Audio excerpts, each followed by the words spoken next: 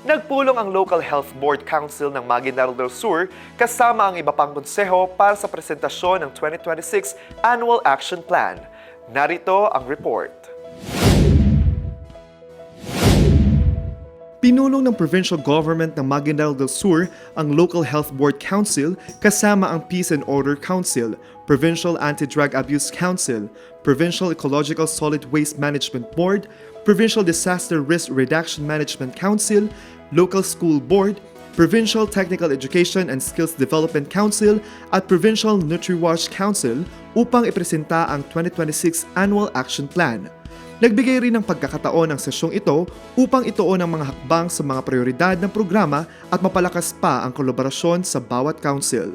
Tiniyak din sa pulong na ang health program ay tumutugon sa pangangailangan at hamon ng mga komunidad.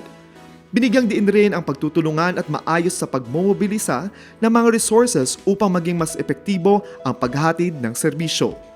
Sa pamamagitan ng pagsama-sama ng kaalaman, expertise, pondo at logistical support mula sa lahat ng councils, mas maisusulong ang mas maayos at epektibong mga hakbang ng board upang mas maabot ang mga komunidad na nangangailangan ng higit na serbisyo at tulong.